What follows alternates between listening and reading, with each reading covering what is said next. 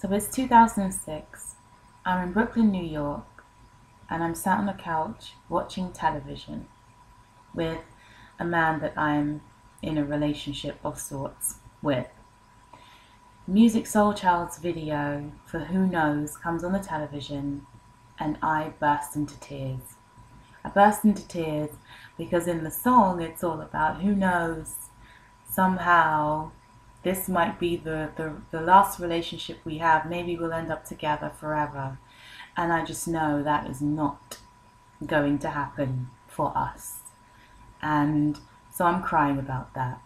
He doesn't know why I'm crying, he's asking. I'm not able to verbalize it at that time. Some time passes and we go to sleep, except I can't sleep because I'm distressed. He can though, he's not distressed. So he sleeps. I sit on the floor in the bedroom, still crying, hoping that he'll hear me crying and wake up. But he doesn't, he just sleeps. A couple of days later, I call him, let him know, can't do it anymore. That was not a pleasant conversation. Crying again. Also, that day, some things he said to me on the phone, and I guess they fed into things he'd said to me during our relationship. I thought that maybe the problem was me, and I think I kind of hoped it was me on some level, because if it was me, then I could perhaps fix it and maybe we would have a chance. But I thought maybe I'm not well, you know. Gosh, why can I not get this? I mean, he's been trying to tell me how to feel and what to think, and I'm not getting it. So I call my mum. I'm in New York, she's in London. I call her and I ask her what kind of therapy I should get. And she says, Femi, pull yourself together. And luckily that was the end of that. But the crying was, I guess, the biggest at that time. The physical effect that was occurring the most often, bursting into tears even when I'm not thinking about him, and crying really hard, crying like someone had died. In fact, not crying like someone had died, crying like part of me had died.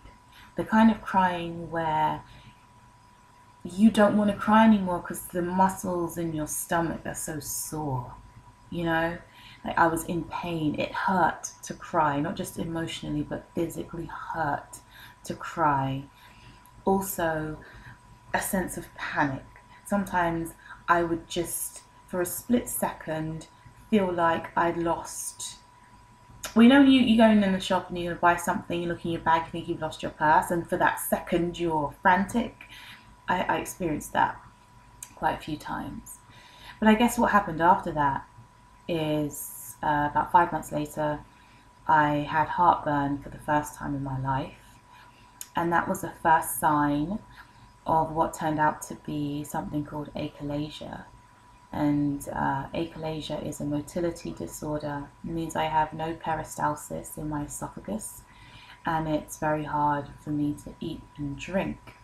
So from 2007 up to 2009, I didn't even know what was wrong with me. All I knew is that I was regurgitating food every day, and that I lost a lot of weight. And my lowest weight, I was down to just under 7 stone, or about 96 pounds.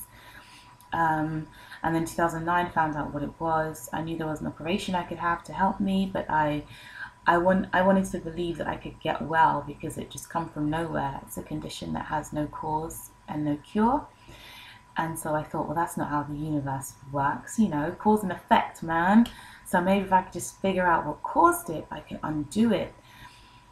And finally last year, 2012, I kind of surrendered and had an operation. As you can see, I eat. But you know, me and this guy, this 2006 guy, we stayed friends for a little while, and the last time we spoke was actually in 2010. But there were a couple of times where he said to me, sometimes I wonder if I did this to you. You know, I mean, I'm in the thick of this illness. And he's saying, sometimes I wonder if our relationship precipitated your ill health.